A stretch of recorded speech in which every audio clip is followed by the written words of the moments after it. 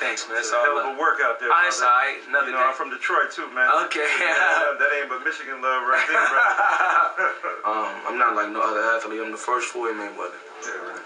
I'm outspoken. Right. I think as I'm outspoken, I'm judged. Yeah. But we are judged. No doubt. No doubt. You know, I feel that majority of the time somebody see me, they have a thought instantly. Sure. I don't know if it's a good thought or a bad thought, but it's a thought.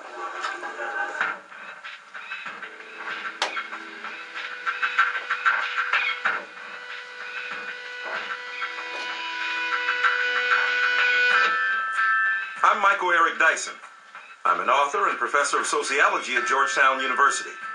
I've had the good fortune to sit down and have meaningful conversations with everyone from presidents to hip-hop legends. I now have the opportunity to enter a new arena where I'll be talking to one of the most provocative athletes of our time. He's won world championships in 5 weight classes. Floyd Mayweather. See what he has to say next on Floyd Mayweather Speaking Out.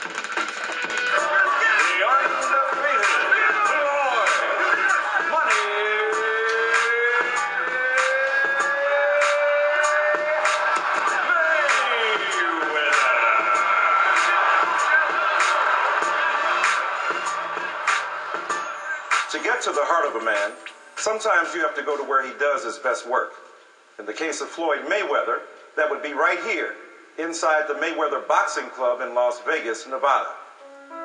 This is the city where Floyd lives, trains, and on May 5th will take on Miguel Cotto and look to improve his record to a perfect 43-0. But there is more to Floyd Mayweather than a pair of boxing gloves. He's one of the sport's biggest box office draws, earning millions of dollars every time he steps into a ring. But with those spoils also comes the difficulty of operating in a world few can understand and even fewer can relate to. Between his wealth, family, career, and an impending jail term, the challenges aren't limited to the ring. Never shy to speak his mind. Floyd Mayweather, thanks for sitting down with us. Thank you for having me. I appreciate it. So May 5th is coming up. It's a big day for you. Tell us how training is going so far. Training is going like it should go. Mentally, I'm ready. Physically, I'm ready. And everything is planned out the way it should be planned out. You had a very well-known response in the last Victor Ortiz fight with Larry Merchant. You were in charge of the fight. You were aggressive and trying and taking advantage of what you saw. You know what I'm gonna do? Because you don't ever give me a face shake. You know that? So I'm gonna let you talk to Victor Ortiz, all right? I'm through. They put somebody else up there and give me an interview. What are you talking about? What are you talking about? You never give me a face shake. HBO needs to fire you. You don't know shit about boxing. You ain't shit. You're not shit. I wish I was 50 years younger and I'd kick your ass. You won't do shit. Why was this the last straw for you? Me and HBO had it's been a roller coaster ride as far as our relationship. You got people that is boxing specialists. How can you be a boxing specialist or a boxing commentator if you never fought before? You don't know anything about the sport. What about if you say, well, a guy has been around the game 50 years, seen hundreds of fighters come and go, never fought himself, but could look at a fighter and discern that this is greatness and this is not? There's a lot of fighters out there that would do a remarkable job, you know, being commentators. But you got guys that's commentating and supposed to be boxing specialists that never even fought before. You know, I didn't just wake up and just become 42-0. I want to ask you, how do you remain hungry? I mean, here you are, you're what, 35 years old, you've been in this game for 16 years, and yet you remain at the top of your craft, at the top of the fight game, and you're still hungry. Is it about the money? Absolutely. Is it about being an all-time the best ever? Absolutely. The difference between me and any other fighter is they're talented. I'm God-gifted. You know, there's a difference. You know, God gives certain individuals gifts, and boxing is one of my gifts. But of course, for Floyd Mayweather, it's more than just nice automobiles, more than just mansions, more than just millions of dollars. It's about giving back. You know, I love to, of course, give back to the less fortunate, give back to a lot of public schools, because that's where I come from. A hard, rough life, a mother on drugs, you know, father, you know, a former drug dealer. Right. Went to prison. So your father, selling drugs, he says, to support his family, went to jail. Mother, heroin, crack. Your father at one point even held you up as a 1-year-old child as a decoy because he was being threatened by another family member, ended up getting shot. What happened to you? What made you survive? You know, I stayed with my dad for a certain period of time. Then eventually I moved with my mother to Jersey. It was 7 people staying in a 1-bedroom apartment, no heat.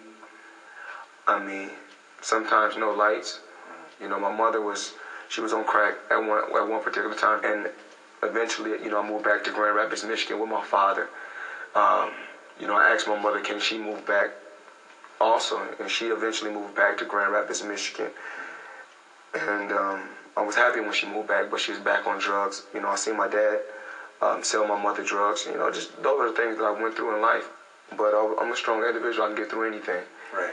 All it did was make me a stronger person now. Well, let's talk a bit about that, too, because, you know, you've had difficulties with your father, been very public. Yeah. 24/7, you know, argument you had with him. Excitement. You must watch TV. Our training camp. You was undefeated when you started with your daddy. I started with you, didn't I? You was training him.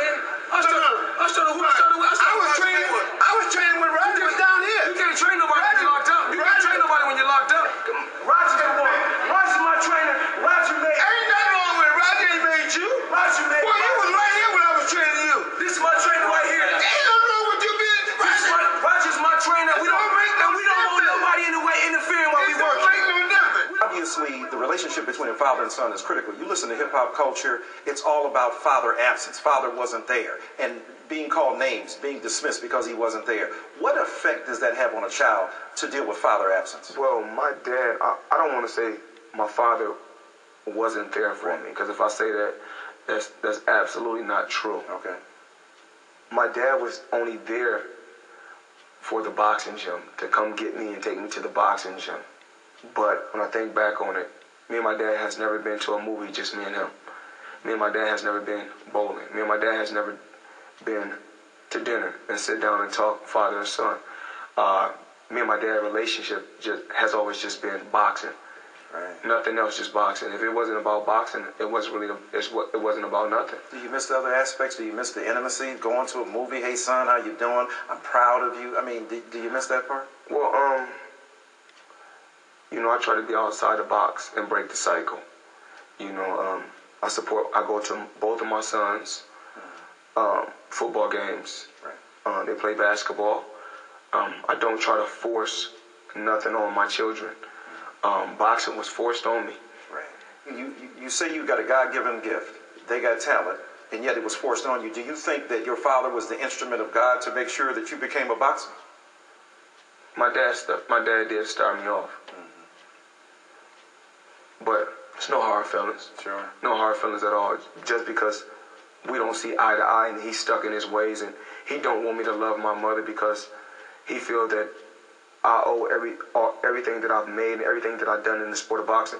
He feels that I owe all the praises to him. And I try to enlighten him and let him know he's not God. Roger Mayweather made the Mayweather name. Roger Mayweather made the Mayweather name, and I took it to the next level. Because when it's all said and done, there's only 2 motherfucking Mayweathers that count. Roger Mayweather and Floyd Mayweather. And motherfucker, I'm not no junior. I'm where I'm at because my dad, my uncle, right, my mother, because I'm inspired every day. You know, when my nieces and my nephews come to the gym, my sons, my daughters, when they come to the gym, it inspired me to make me want to work harder. Right. You know, right now, I'm putting in the hard work for my great-grandchildren at this particular time. You know, I made a lot of money in the sport. I'm comfortable. I'm set for the rest of my life. Right. You know, a lot of times people think, well, Floyd Mayweather has a lot of money. There's no problem. There's a lot of problems. According to the report, an 11-year-old child had to jump over a gate in the backyard and run to the security station in order to protect his mother from what was happening. It is fortunate in this situation that they were able to contact security and gain assistance that evening. Because there were threats to kill her, threats to make her disappear, and things could have gotten even more out of hand than what they did. You know, we go through a lot, and especially myself. I'm judged already because I'm a fighter, so if anything happens, I got to do something with contact or someone getting hit, you know, they're automatically going to say it's him. I am sad to hear that Mr. Mayweather was raised in a home where there was violence. And I'm sure that that has a good deal to do with how he is today and how he deals with stressful situations. Can't nothing get to me. You know, even like with my incident coming up in June with me having to do time, I don't worry about that. Come to territory. And I hope that a period of counseling will assist him down that road. But I also think a period of time in incarceration will send the right message to the community and to his children that no matter who you are, you will have consequences to your actions that are appropriate when this level of violence is inflicted. I'm pretty sure Martin Luther King been in jail. I'm pretty sure Malcolm X been in jail. And there's many more that's been in jail. And, you know, you take the good with the good. Like I said, the bad with the bad. It's just an obstacle that's put in your way. I can get through anything.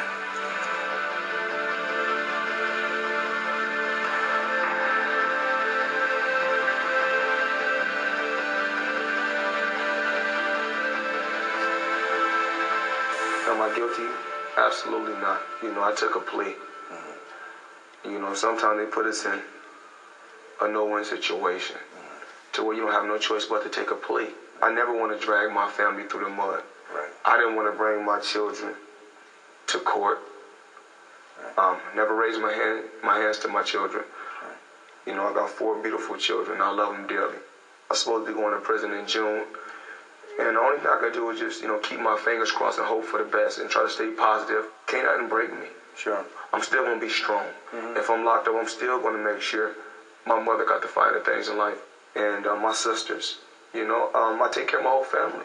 I think about Jay-Z on 99 Problems when he goes, the cop asks him a question. He says, "Are you mad at me? Why? Because I'm young, rich, and famous, and I'm black, and you got a problem with that?" Do you think people have a real resentment of your success as a black man who's flashy, making it rain, and they look at their own lives and see that they're not doing nearly as well as you? Do you think there's a deep resentment, a racially based resentment against you?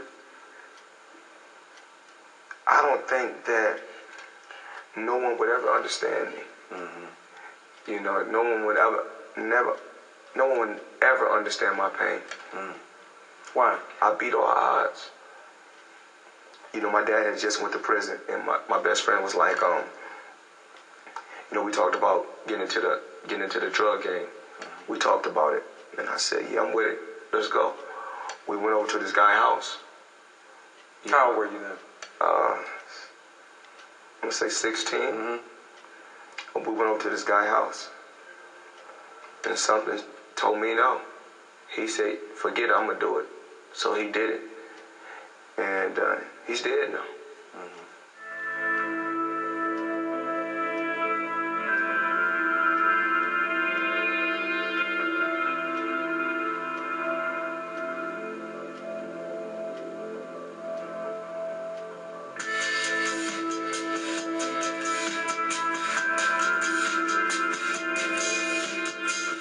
Like I said before, people worried about being judged. Who is and who ain't gonna like you. The thing is, as long as you like yourself. It sound racist, I guess, of this fact. And just because I spoke on a journey-led situation, you know, certain things that I say a lot of NFL and NBA players really want to say. But I don't got no problem with saying it. Unless I must check, I'm my own boss. You know? Racism is still real in 2012, despite the fact we have a black president. People said we live in a post-racial era. That's pretty much baloney. We know that that's not true. Do you think race shapes the perception of you? You're good-looking, you're a brilliant fighter, you're very articulate and intelligent, and you're rich and you're confident. Some would say even cocky. What do you think about that? Well, we can touch on this subject in so many different ways. First, we can touch on it as far as me as a person. I'm outspoken.